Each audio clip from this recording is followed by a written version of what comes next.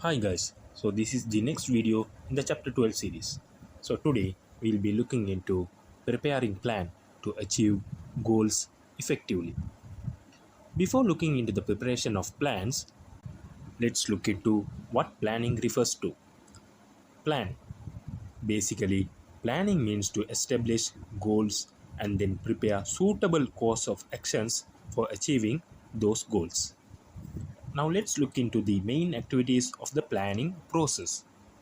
Establishing goals, identifying objectives and strategies, environment analysis, resource analysis, identifying opportunities and threats, identify and analyze performance gap, making strategic decisions and preparation of the plan, implementing plans, measuring the success and controlling, understanding the vision and mission of the organization and setting of goals is required to make them a reality. Objectives and strategies that match with the existing missions and goals should be identified. Identify opportunities and threats which influence the achievement of objectives of the organization, and identification of strengths, weaknesses will be done in the environmental analysis. Here, a SWOT analysis can be done. Analyzing which resources are required to achieve goals and objectives of the organization is done in resource analysis. Similarly, the strengths and weaknesses that the organization possesses are also analyzed. And the process of establishing goals and a suitable course of action for achieving those goals. Identification of how far the current situation influence to achieve the expected goals and objectives, and identification of the changes that should be done in order to meet them is known as gap analysis. Selection of the most suitable strategies through identifying and evaluating the alternatives is the strategic decision making. The matching active plan should be prepared and implemented. The implemented plan should be reviewed regularly and take corrective actions if needed. Accordingly, a well prepared plan should consist of the following facts, and these are known as business expectations: vision, mission statement, goals or aims, policies, strategy, procedures, rules, programs, projects. Vision. This is a statement that guides the entire organization and that compresses the entire affairs of the organization. Mission. This is the statement that explains the vision further. A mission statement would answer the following questions: why does an organization exist? What does it do? What does it expect to reach in the future? Now let's look into the factors that would need to be included in the mission statement: target customers, nature of the business, market, expected growth, survival, values, beliefs, and philosophies, public image of the company through social and environmental friendliness, employees, technology in use, significance of the business factors that distinguishes it from other businesses. Goals. The things that the organization expects to achieve in the long run is known as goals. Objectives. Short-term things that the organization expects to achieve is known as objectives. Business objectives should be SMART: specific, measurable, achievable, realistic, and time-bounded. Policies.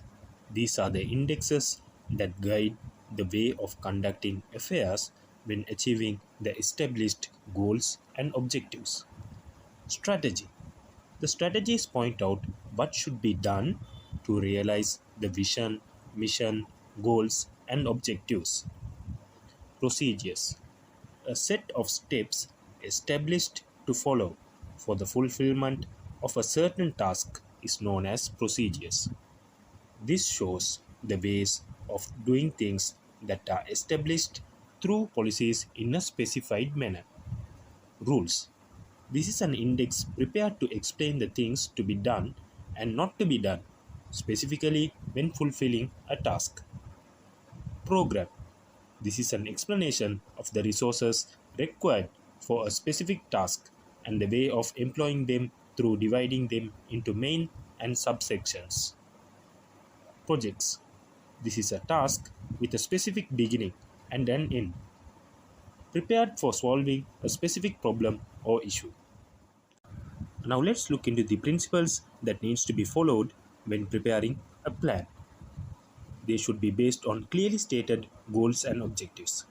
Specific time duration should be practical to achieve, flexibility, easy to understand by employees of every level, priority, prepared prior to other managerial functions in an integrated manner.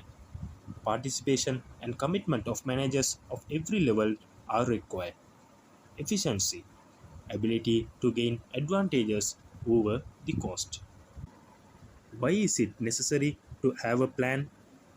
To face future uncertainties and dynamic environmental changes successfully, to use resources efficiently, to facilitate controlling, to give managers an opportunity to think about the future of the organization and to effectively utilize existing resources, to direct and integrate other functions of management, to ensure the continuity and the growth of the organization, to evaluate current and future competition, to motivate other parties and get them acknowledged and involved in achieving expected results.